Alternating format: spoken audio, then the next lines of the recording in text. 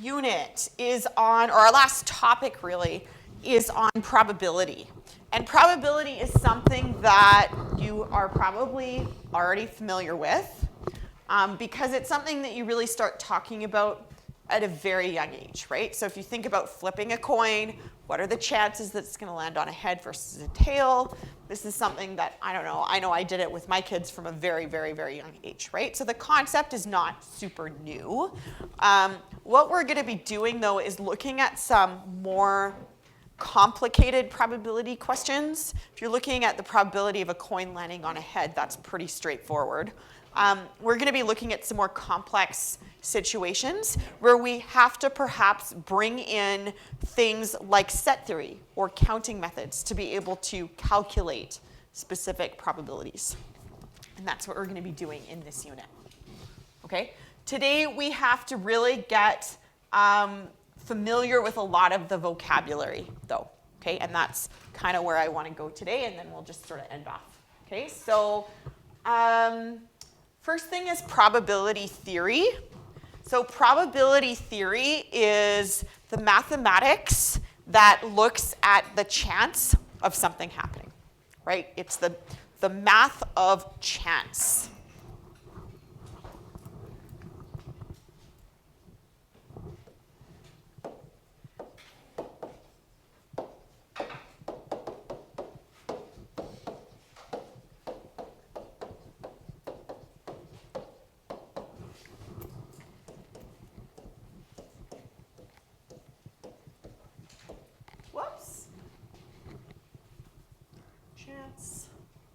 Oh.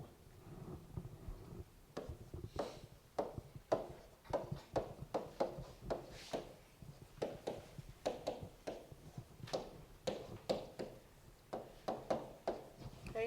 So sometimes this is, I guess I erased here. Sometimes this is a pretty simple calculation and it's very sort of black and white, like the coin landing on a head.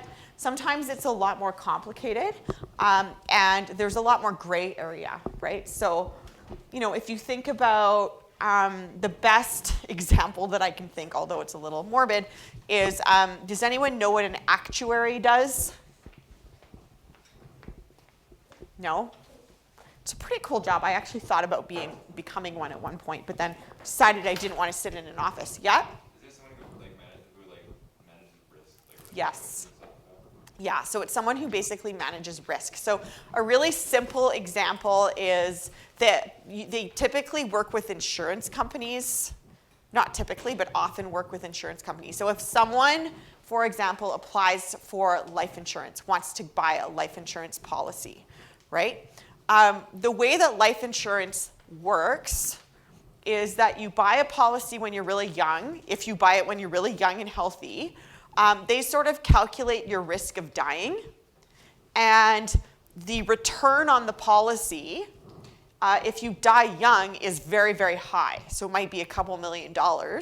And you keep paying for this policy throughout your life, but the policy decreases in value as you age, right? So if you live to be 90, then your life insurance policy is going to be worth pretty much nothing. But if you buy a policy when you're 30 and you get hit by a bus, then that life insurance policy will pay out a good chunk of money depending on how much you put into it. And basically, it's insurance so that the people that are dependent on you can be taken care of financially, right? Now, why is it not worth a lot when you're 90? Well, firstly, because everybody dies at that, well, not everybody dies at that age, but if you're 90, your chances of dying are pretty high. And so the insurance company isn't going to pay you a couple $1 million for dying at 90, right? And also, when you're 90, hopefully you don't really have dependents anymore because your children have probably grown up and they are hopefully independent.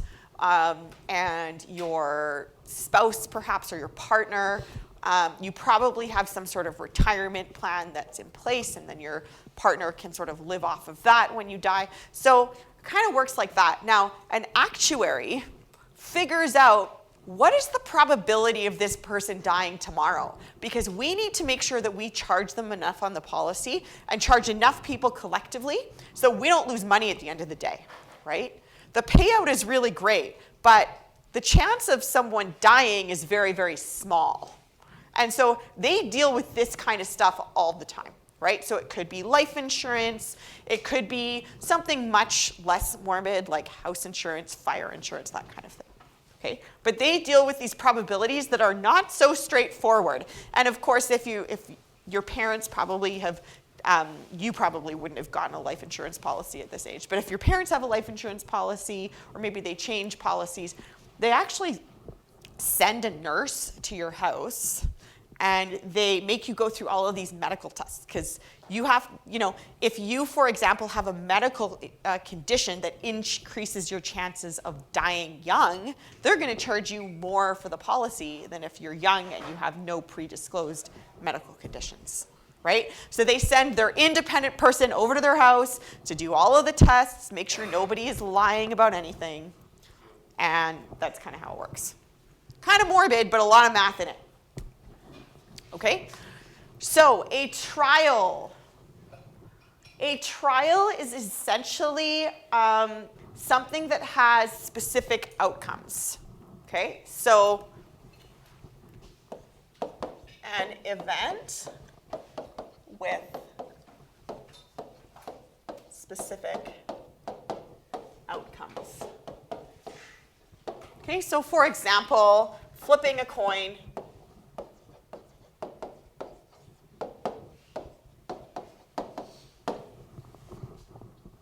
would be a trial. Flipping. Okay, an experiment is, you might think, well, an experiment is a trial, right? You flip a coin, that's an experiment. And essentially it could be, but an experiment is a set of one or more trials.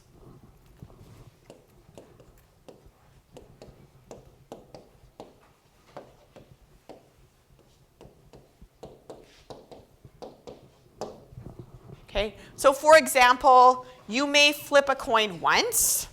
That could be both a trial and an experiment. You may flip a coin 10 times, right?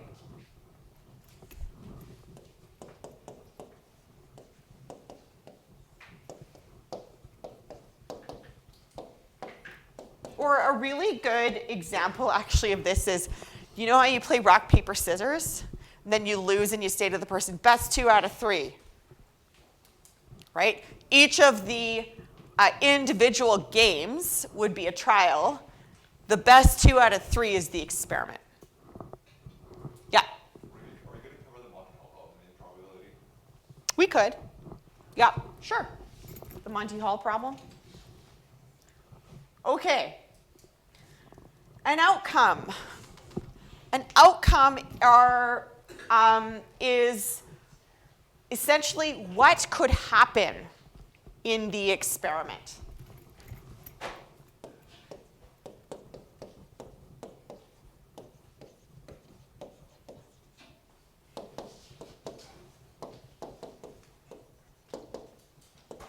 Okay, so for example, landing on a head.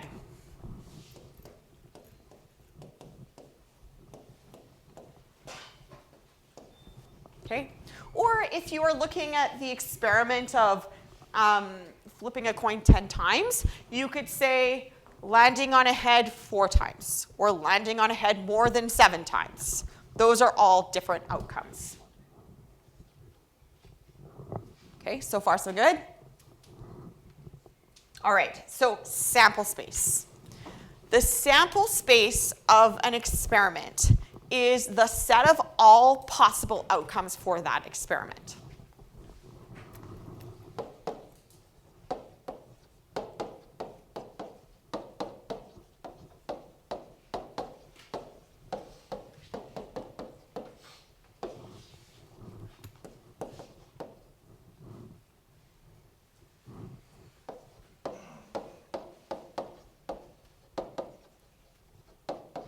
Okay, so for example, if you are rolling a 6-sided dice,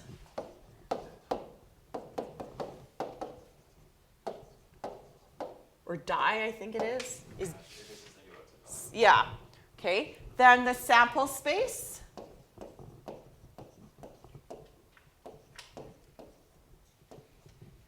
would be, now, here's where set theory comes in. Sample space is a set. So the set of 1, 2, 3, 4, 5, or 6. That is the sample space.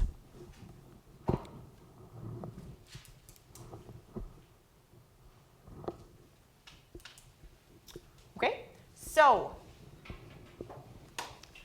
an event is essentially one outcome or possibly a set of outcomes. And typically what we want to do is calculate the probability of the event occurring. Okay, so an event is one outcome or a set of outcomes. And this is usually what we're trying to figure out in terms of its probability. So for example, if the experiment is rolling a die, okay, I could list maybe 3 different events. Event A, and can we just sort of agree for simplicity's sake? If I just say rolling a die, let's assume that it's a fair 6-sided die. Okay? If I say anything else, like rolling a 12-sided die or 8-sided die or 4-sided die, then that's what it is. But if I just say a die, we're going to just assume it's a regular die. Fair enough? Okay. So event A is rolling an even number. Okay, so you can see event A here is not actually just one outcome. It's a couple of outcomes, but that makes up the event, right? So even in this case would be 3 outcomes from the sample space, 2, 4, 6.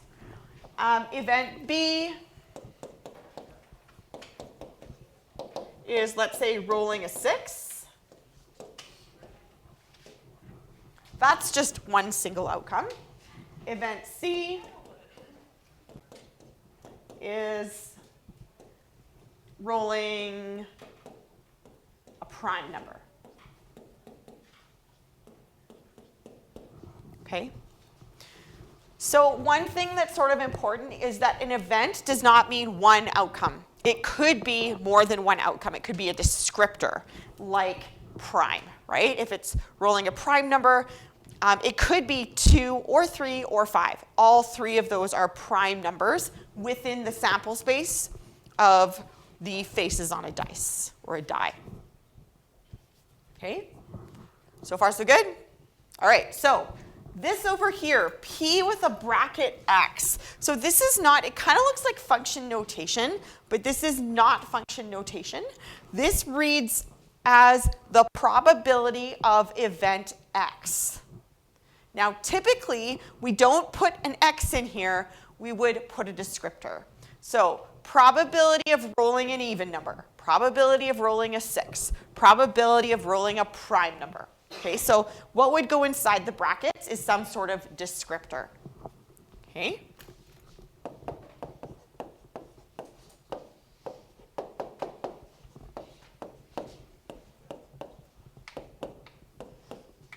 That's how you would say that out loud. Okay, so for example, let's say we were looking at the probability of rolling an even number on a dice. We're going to use the same example. Okay, do you guys know what that probability is? What do you think? Yeah. Yeah. Who said that? Did you say that? Yeah, it's 3 out of 6, right? Or 1/2, because there's 3 even numbers and 6 possible outcomes in the sample space. So this is 3 out of 6 or 1/2. We are going to look more into why it's 3 over 6 and kind of formalize that calculation a little bit later. I don't know if we'll do it today or tomorrow. We'll see. Okay? But that's just sort of an example of how that might look. Typically what goes in the bracket is not a letter, but some sort of description. Okay? Now, the probability of any event occurring is a number between 0 and 1. Okay? So one thing that I just want to sort of clarify is that in everyday life, we often talk about chance or probability in terms of percentages. And you could do that if you want. In that case, it would go between 0 and 100%, because 0% represents the number 0, 100% represents the number 1. But typically in the field of math, we don't use percentages. We use either a decimal or a fraction between 0 and 1. Okay? If the probability of an event occurring is 0, the probability will not, or the event rather, will not occur. There's 0 chance that it will occur. So if you're looking at a 6-sided dice, the probability that you'll roll a 7 is 0. Okay? If the probability of an event occurring is 1, the probability or the event will certainly occur. Okay? So for example, if you're rolling a 6-sided dice, the probability of rolling a number that's less than 10 is 1, because you will certainly roll a number that is less than 10. Okay? If the probability is 0.5, there's an even chance that it could occur or not. The higher it is to 1, the more likely it is. The closer it is to 0, the more unlikely it is to occur. Okay? So for example, if P of A equals 0, then event A will not occur. Okay, so for example, probability of rolling a 7 on a 6-sided dice. And if the probability of event B is 1, then event B will certainly, there's certainty to that. Event B will certainly occur. Okay, so for example, same deal, rolling the dice. Dice are so good for math. The probability of rolling a number less than 7 is 1. You will certainly roll a number less than 7 when you roll a 6-sided dice.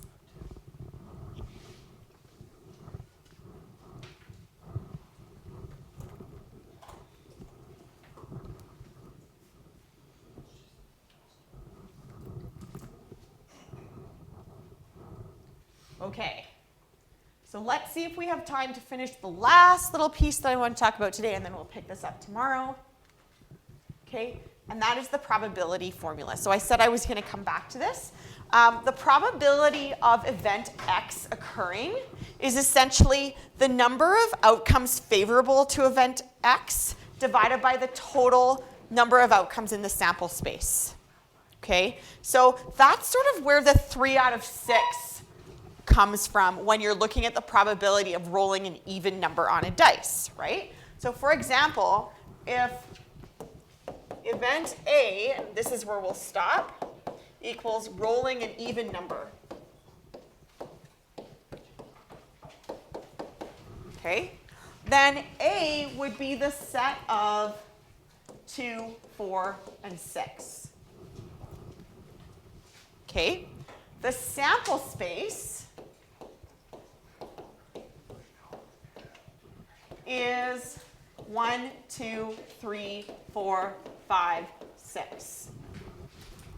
Okay, so the probability of A is the number of outcomes favorable to A, and that's 1, 2, 3 outcomes, over the total number of possible outcomes in the sample space, which is 6. Okay, and then typically we would reduce this to 1/2. Okay, so probably nothing you haven't seen before, but just sort of a different notation and some different vocabulary. So I'm going to stop there and we'll pause this on video and I will pick this up tomorrow.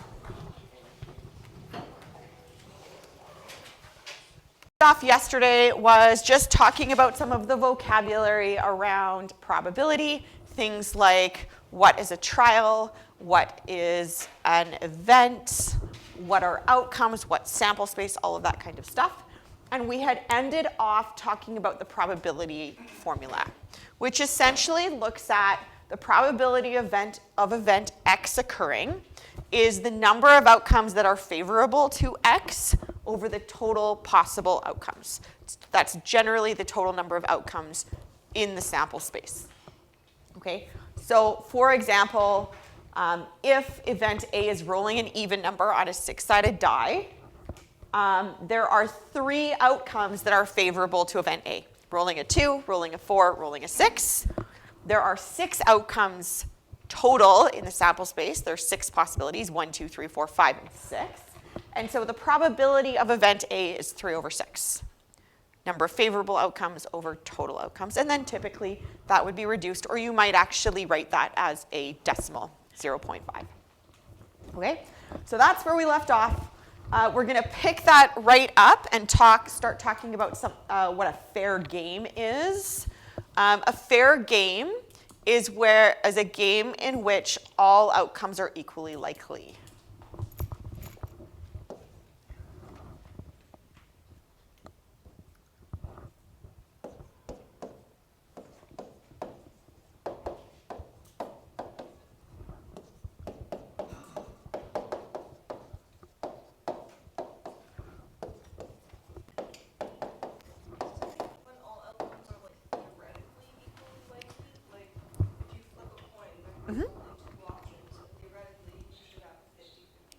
Yes. Yeah, exactly. Exactly. So a perfect example of this is flipping a coin, because the 2 outcomes are heads or tails, and those are equally likely to occur. Okay? So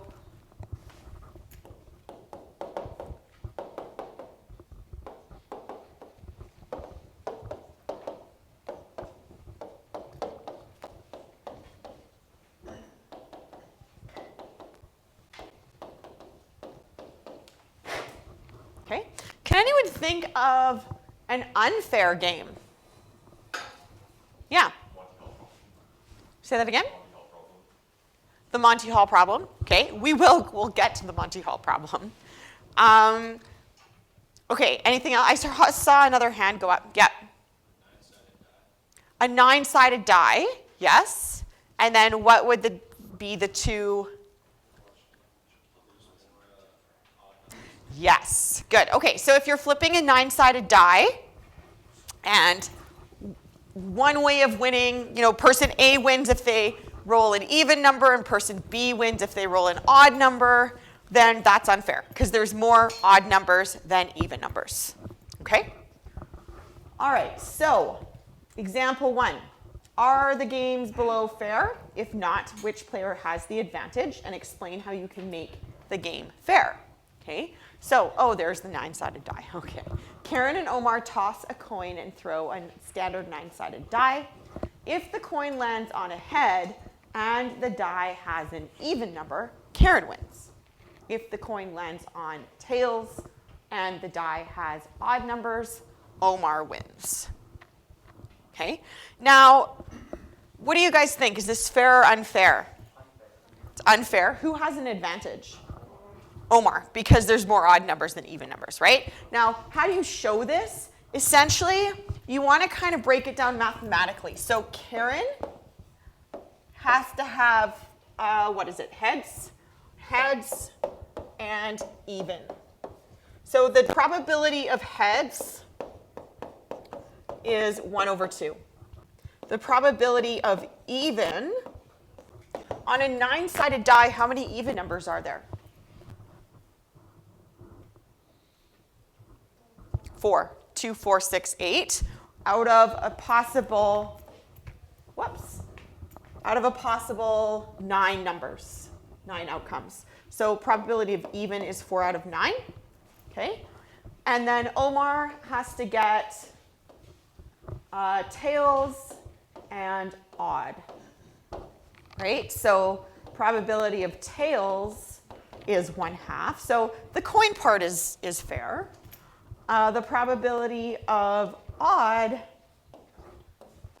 from 1 to 9, there are 5 odd numbers, 1, 3, 5, 7, 9. So this is 5 over 9, okay? So this is unfair, and Omar has the advantage.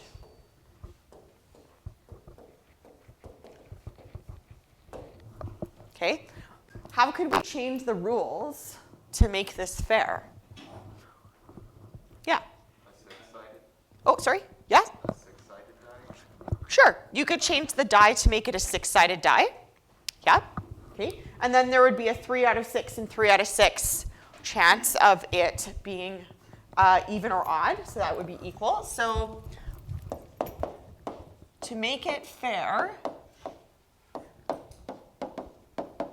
and I want to write down a number of ideas. There's a number of ways. There's infinitely many ways that we can make it fair. We could swap out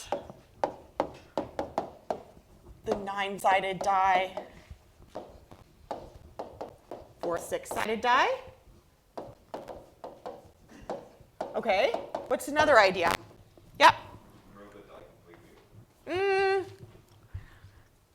Okay, we could remove the die completely. That's kind of a cop-out, though. Yeah? I mean, you could switch the die to any even-sided die. You know, Any even-sided die. maybe 8-sided or... Yeah, okay, yeah. So swapping out the die. Now, what if you can't change the tools that are being used? Let's suppose you have to use those 2 tools. Yeah.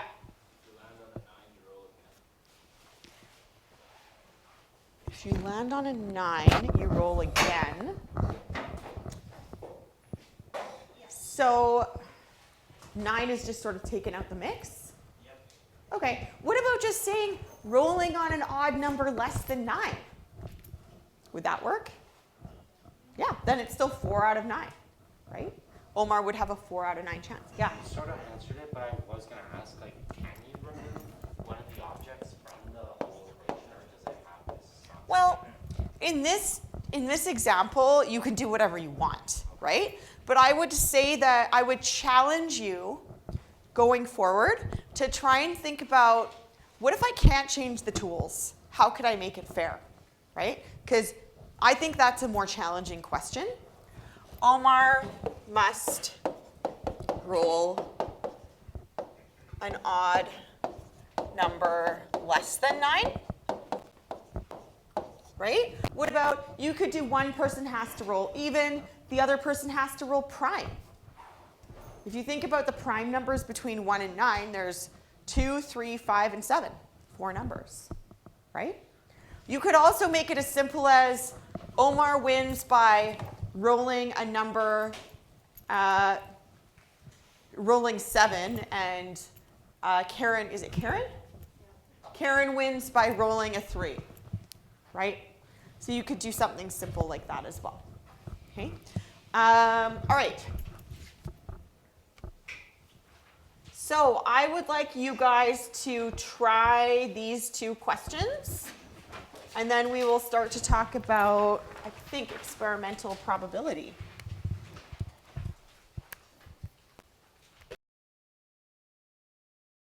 Before we actually get into an example, I wanted to basically explain the difference between the 2. Okay? Theoretical probability is what you expect to happen. And so that's really how you would calculate theoretical probability, is using that probability formula that we just saw, right? What are the number of outcomes that are favorable to event X divided by the total number of possible outcomes in the sample space? Okay, so theoretical probability is what you expect to happen.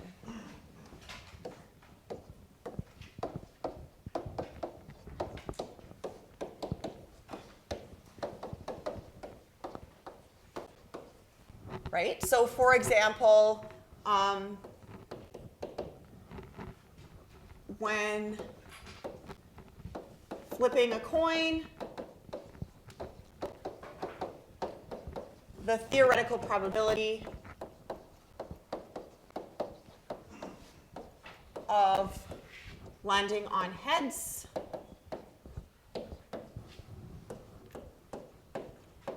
is 1/2, because there's one outcome favorable to heads, there's two outcomes altogether, right? So really the way that we calculate theoretical probability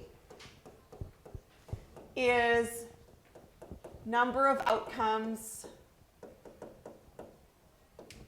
favorable to X over total number of outcomes, which is sort of what we've been looking at all along. Okay? Experimental probability is when you use the results of an experiment to predict what's going to happen next. And they do not always mirror one another. Okay? So this guy is when you use the results of an experiment to predict what will happen next. Okay, so for example, if I told you that I'm going to give you a coin and you're going to flip it, and I want to know what do you think the chances are of landing on a heads. But then I tell you, I just flipped this coin 20 times. And 19 out of 20 times that coin landed on a tail. Okay? The experimental probability that it'll land on a head the next time is 1 out of 20, not 1/2. Because we are using the results from that experiment of flipping the coin 20 times and seeing 19 tails to predict the likelihood that it'll land on a head next. Okay? And experimental probability is used more, I would say, in,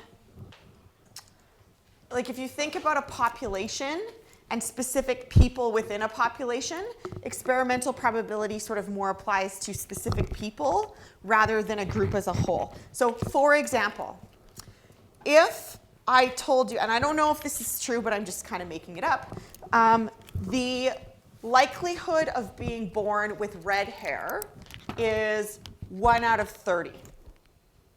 Okay? What's the chance that you're going to have a baby born with red hair? Okay? If we don't know anything about you, we would say 1 out of 30. But if, on the other hand, both parents have red hair, the likelihood shoots up, right? So it's kind of more like theoretical is used on a larger scale when you're taking in more and more people into the mix, or more and more, this sort of sample size is very, very large. And experimental is more looking at very specific situations. Okay? Now, why might this be relevant to the die situation? Well, if 19 times out of 20 it landed on a tail, it actually may be an unfair die. Or sorry, not a die, a coin. Might be an unfair coin, right? So it's possible that the weight distribution on the coin is slightly different, and maybe if it's a slightly warped coin, or maybe if it's dinged somewhere or something like that, it doesn't have an equal chance of landing on a head versus a tail. And so if it's an unfair coin, then it might be really beneficial to take into account the experimental probability. Okay, so let's take a look at an example here. A coin is tossed and the outcomes are recorded in the table below. Okay, so let's just write these numbers down. So it looks like there are 7 heads and 5, 10, 11 tails. Okay, How many times was this coin tossed? 18. Yeah, so all together, there are 18 trials in this experiment. Okay? So, according to the experiment, that means we're going to use the results of the experiment to answer the question, what is the probability of getting tails the next time the coin is tossed? What do you think? 61.1. Okay, how did you calculate that? 11 divided by 18 times 100. Okay, so I want to talk about that times 100, because we did talk about this yesterday, right? In everyday life, the times 100 is to get it into a percentage, right? In everyday life, we tend to talk about chance and probabilities using percentages. But in the field of math, what's more commonly used is a fraction or a decimal. So the probability of tails based on the experiment is 11 out of 18, or 0.61. Okay, and yeah, 0.61 is 11 over 18 as a decimal. Okay, so according to the experiment, if you were to toss the coin 42 times, how many times would the coin land on tails? According to the experiment. What do you think? Yeah? 22. 22. All right, how did you figure that out? It's not 21, so that's good. Okay. Well, think about it this way. If there's a 61% chance that it's going to land on tails, and you toss the coin 42 times, yeah, you would expect 61% of the 42 times it would land on tails. So this would be 0.61 times 42. I don't know what that is. 25.6. 25.6? Infinitely repeating, so 25.6. Okay, so you could answer 25 or 26 times.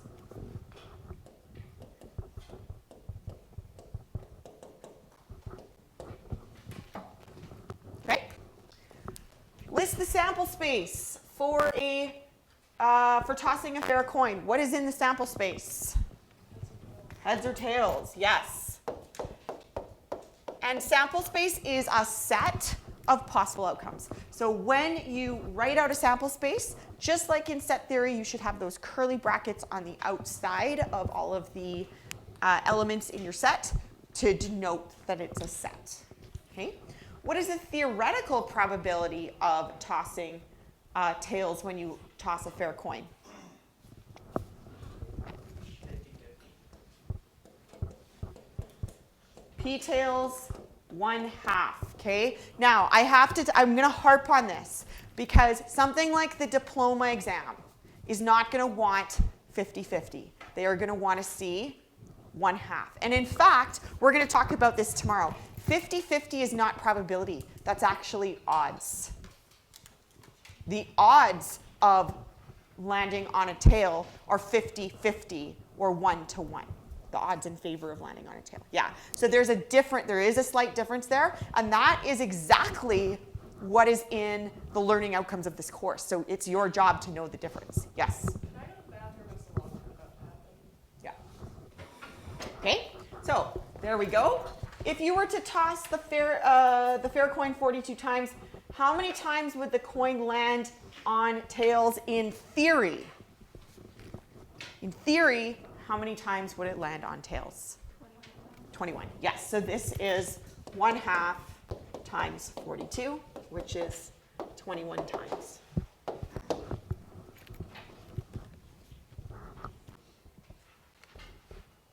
Okay, so we're going to do one more question, and then I think we'll call it a day. A 6-sided die is rolled, and the outcomes are recorded in the table below. Okay, so this table is sort of like a frequency table.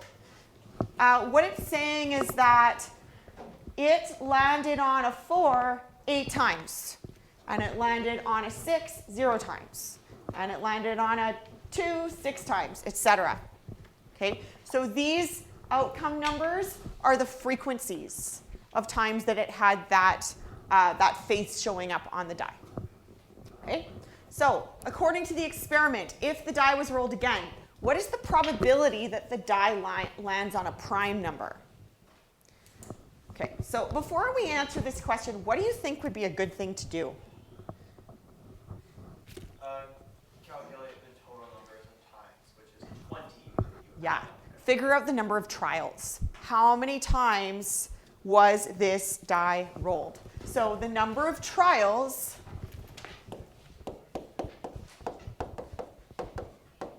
will be, well, I got 1 1, so 1 plus 6 2s, 6, plus 3 3s, plus 8 4s, plus 2 5s, plus 0 6s. And of course, you don't have to add the 0. But in general, you should add up the number of times you see each outcome. And that adds up to 20. Okay? So according to the experiment, if the die was rolled again, what is the probability that the die lands on a prime number? Well, what are the outcomes that are favorable to prime numbers? 2. Yep. What else? Is 1 prime? No, 1 is not prime. A prime number has to have exactly 2 factors. 1 only has 1 factor. Yes. So 2, what else? 6 is 2 times 3, and 1 times 6. 2, 3, and 5. Those are the prime numbers. Okay?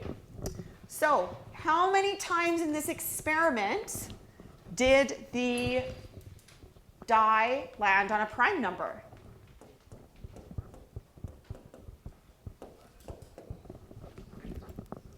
6 plus 3 plus 2. So the probability of prime according to the experiment is 6 plus 3 plus 2 over 20, which is 11 over 20, or 0.55. Okay? So if the, according to the experiment, if the die was rolled 50 times, how many times would it land on a prime number?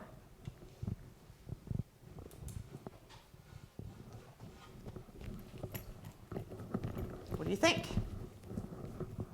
It's not 55. I'm in error. I typed in 6 instead of 5 in the last question. Oh.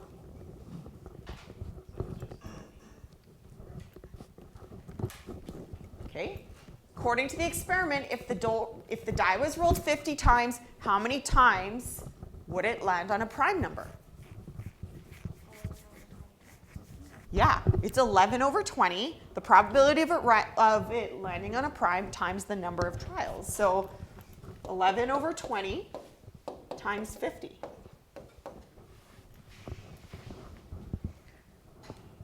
Okay, and that is, I believe, what is that? 26 point something?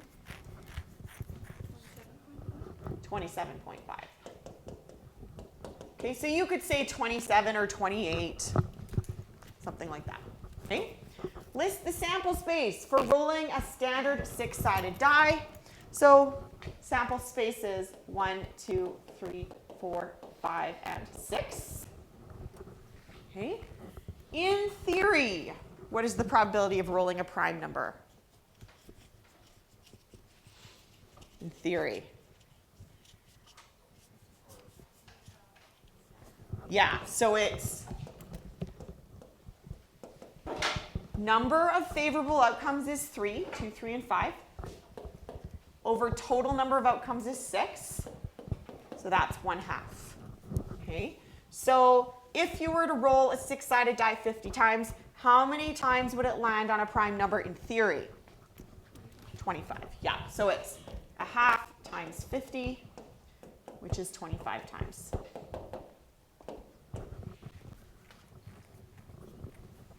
Okay? So to conclude, This is super important. I promise you on your next quiz, you're going to get asked about this. Experimental probability is calculated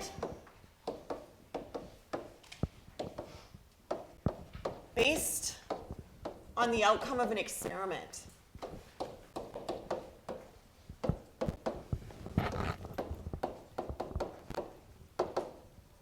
Okay, so it uses data. You have to have data there to use to figure out experimental probability. Okay, an experimental probability is how many times does this event occur divided by the number of trials. That's why when we were looking at the probability of landing on a tails occurred 11 times divided by 18 trials. Okay, so always number of times the event occurs divided by number of trials. Theoretical probability is not based on data. It's based on what you expect to happen.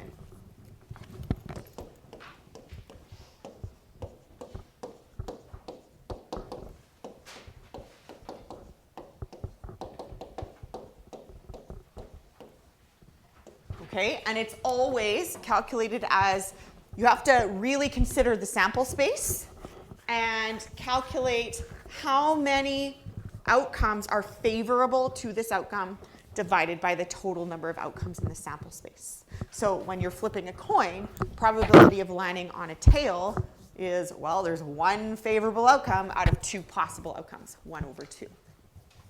Okay, all right. So I want you guys to work on these two questions. And then your homework is over here. This is wrong. My pages are a little bit off. So there are some questions in the booklet on theoretical versus experimental probability. There's not a ton of that in the textbook. So I really do want you to do those 2 pages, but it should be 46 and 47. Okay, so I want you to work on that for the rest of class. And then we'll start talking about odds tomorrow.